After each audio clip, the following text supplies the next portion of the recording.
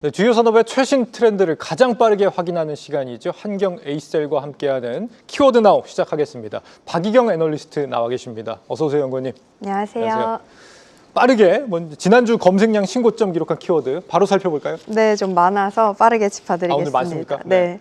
우선 하이트 진로의 테라가 지난주에 이어서 검색량이 많이 늘었고요. 기아도 검색이 계속되는 모습입니다. 아모레퍼시픽 홀딩스의 이니스프리랑 이제 삼양식품의 검색량도 꾸준히 오르고 있고요. 네.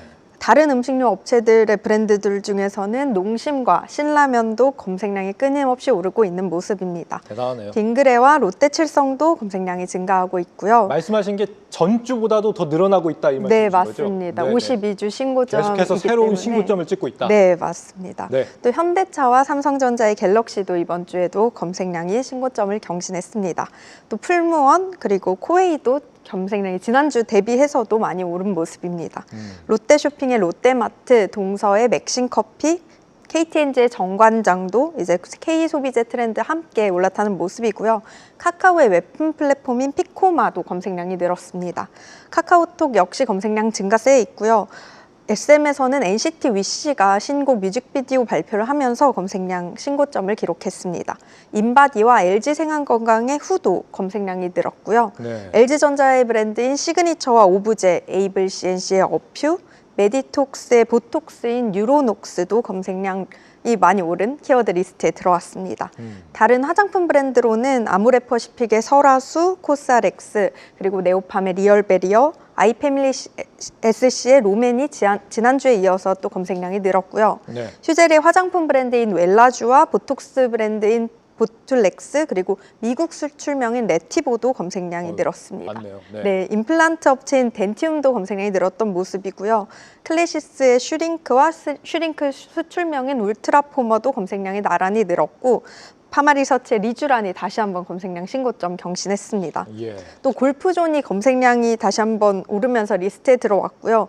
클리오의 구달, 또 케어젠의 더마힐, 오리온의 초코파이 같은 제품들에 대한 관심도 계속되는 모습입니다. 예. APR은 화장품 브랜드 메디큐브 그리고 가정용 미용 의료기기인 이 뷰티 디바이스 부스터 프로와 그 브랜드인 AGR까지도 세 브랜드가 함께 검색량이 올랐던 모습이고 지난주에 말씀드렸던 비올의 실펌과 원택의 올리지오까지 검색량이 다시 한번 늘었습니다. 네. 아유, 이거 소개해 주시느라 고생 많으셨어요. 지금 K푸드, K뷰티 여전히 세계 시장을 주름잡고 있다는 게 이번에도 확인이 됐고 처음 우리 키워드 나우 시작했을 때보다 지금 훨씬 더 많은 키워드들이 이제는 세계 시장을 주름잡고 있다 이런 모습을 우리가 확인할 수 있는데요. 요즘 이제 시장이 굉장히 많이 증시가 흔들리고 있기 때문에 펀더멘털이 받쳐주는 기업이 어딘지 찾는 게 굉장히 중요해졌습니다. 그렇죠. 그래서 오늘은 그간 연구원님이 이제 분석을 계속 해주셨던 검색량 높았던 그런 브랜드들 계속 잘해나가고 있는지 하나씩 좀 점검을 해보는 시간을 가져봤으면 좋겠는데 네. 자, 먼저 코웨이가 지금 해외에서 계속 성과를 내고 있다는 거예요? 네, 실적 서프라이즈를 2분기 실적에서 냈는데 해외 네. 상업 성과가 두드러졌던 모습을 확인할 수 있었습니다. 근데 이 흐름이 검색량과도 좀 떨어지는 모습이었고요. 보시는 차트가 글로벌 코웨이 검색량 트렌드 이제 5년치 차트인데요. 평균적으로 보면 한 59 정도의 지수에서 왔다 갔다 합니다. 근데 작년 하반기부터 검색량이 좀 많이 증가하는 모습을 볼 수 있어요.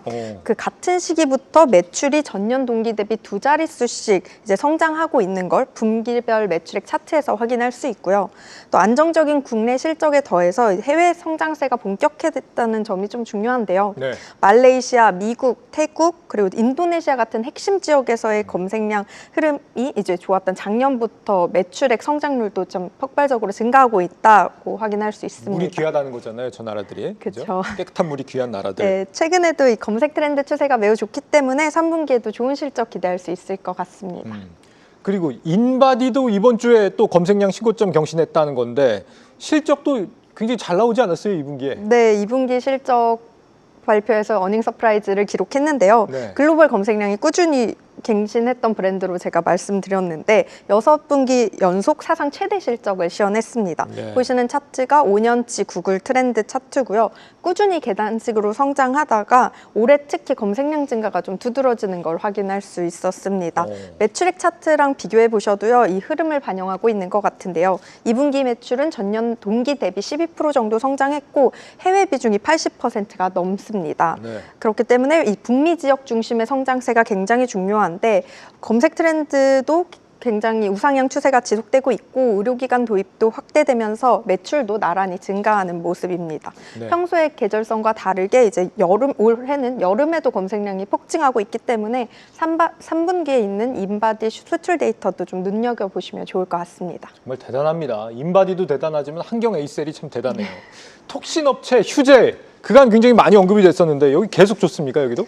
네, 이번에는 이제 슈젤의 보툴리눔 톡신인 네티보, 보툴렉스 그리고 화장품 브랜드 웰라주까지 검색량 신고점 키워드로 방금 말씀드렸는데 네. 이 중에서 특히 슈젤의 보톡스 제품의 미국 제품명인 이 네티보에 대한 좀 라이징 키워드로 자주 등장한 것 같아요. 2월부터 꾸준히. 예. 검색량 추이를 보시면요. 미국에서 본격적으로 상용화됐던 이제 올해 3월부터 검색량이 뚜렷한 상승 곡선을 그리고 있는 걸 확인할 수 있습니다.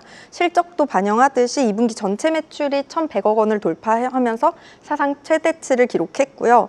미국향 톡신 수출 덕분에 특히 북남미 매출이 131억 원을 실현하면서 전분기 대비 341%, 전년 동기 대비 386% 증가했습니다. 아직 전체 매출 비중이 크진 않지만 좀 화장품 산업도 눈여겨보시면 좋을 것 같아요. 웰라주 검색 트렌드가 빠르게 올라온 거 보면 뭐 해외에서 코스트코 같은 주요 유통 채널에서 입점한 효과가 실적에 반영이 되고 있는 것 같습니다. 네. 실제로 이번 화장품의 매출도 3분기 연속으로 비중이 이제 2자릿수를 기록하면서 안정적으로 자리 잡는 모습을 확인할 수 있습니다. 이 K뷰티에서는 2분기 실적 발표와 함께 K뷰티 시총 1위에 등극한 기업이 또 있지 않습니까? APR. 그렇죠. 지금 APR이 가진 브랜드 3개가 다 검색량 신고점이네요. 네, 이제 52주 기준으로 신고점 경신을 했던 세 키워드를 보셨는데 네. 2분기 매출로 봤을 때는 3,277억 원을 기록했고 해외 매출 비중은 80% 가까이 차지했습니다. 아무래도 이제 해외 실적의 성장세가 주가도 견인하고 있는 모습인데요. 뷰티 디바이스와 화장품 양쪽 모두 해외에서 판매가 늘고 있는데요. 검색량도 함께 증가하는 추세입니다. 특히 주목할 부분은 이제 이 검색 트렌드가 최근 2분기보다도 더 강하게 나타나고 있다는 점입니다. 예. 이런 흐름이면 아무래도 3분기 실적도 기대감을 높여볼 수 있는 것 같다고 생각이 듭니다. 메디큐브는 현재 미국 아마존 토너 카테고리 베스트셀러 1위를 기록 중인데요. 검색 트렌드가 어디까지 지속이 될지 좀 눈여겨보시면 좋을 것 같습니다. 지금 뭐 뷰티 디바이스나 미용 의료 쪽과는 다르게 2분기 실적 때 단순 화장품 쪽에서는 사실 기대에 못 미치는 실적들이 많이 나왔는데 말이죠. 에이블 CNC 여기는 검색량이 좀 늘었다. 이게 좀 특징인 것 같아요. 무슨 일입니까 여기는? 네, 에이블 CNC의 어퓨가 검색량 신고점 기록했다고 말씀드렸는데 2분기 실적만 놓고 봐도 뚜렷한 개선이 있었습니다. 네. 2분기 유럽과 북미향 매출이 크게 늘었는데 한번 언급한 적이 있었던 미샤가 좀 수요 강세가 이어지면서 매출에서도 성장세가 이어졌습니다. 네. 주목할 만한 건 이 매출뿐만 아니라 영업이익이 전년 대비 40% 가까이 성장하면서 2019년 4분기 이후 최대 분기 영업이익을 기록한 건데요. 영업이익률도 2자릿수를 달성하면서 수익성 측면에서 상당히 큰 개선이 있었다라고 말씀드릴 수 있을 것 같아요. 아무래도 핵심 동력으로는 이제 해외 시장 성장에 있었고요. 아무래도 검색 트렌드를 봐도 최근 미샤가 5월 초중순에 검색량 피크를 찍고 조금 슬로우하다가 최근 다시 고점을 경신한 모습이었기 때문에 3분기에도 미국과 유럽 중심의 성장을 기대해 볼 수 있을 것 같습니다. 예. 이런 뷰티 쪽 하면은 올리브영도 사실 덩달아 기대를 모으지 않습니까? 물론 이게 내수 쪽이긴 합니다만 어때요? 올리브영 쪽은? 올리브영 같은 경우는 최근 실적 발표에서도 성장이 계속된다라는 걸 확인할 수 있었는데 네. 그 성장의 큰 축이 방한 외국인들의 이제 필수 관광 코스로 자리 잡으면서 거기에서 성장이 많이 나온 것 같아요. 2분기 매출이 1조 4천억 원을 무려 경신을 하면서 예. 다시 한번 큰 폭의 매출 성장세를 시현했습니다.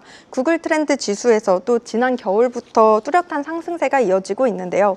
오프라인에서는 말씀드린 이 외국인 관광객 수요가 성장세를 견인했고 특히 관광객 증가율보다 더 큰 매출 상승을 보이면서 점당 매출도 한 단계 레벨업 했다라고 합니다. 온라인에서는 오늘 드림을 비롯한 이제 내수 수요가 유지된 상황에서 글로벌몰의 기여도가 좀 본격적으로 포착된 분기라고 생각하는데요. 저희 키워드 나우에서도 이전에 올리브영 글로벌몰 관련해서 언급드린 적이 있었는데요. 이번 실적에서 글로벌몰 매출 고성장이 그 흐름을 제대로 확인해 준 것 같습니다.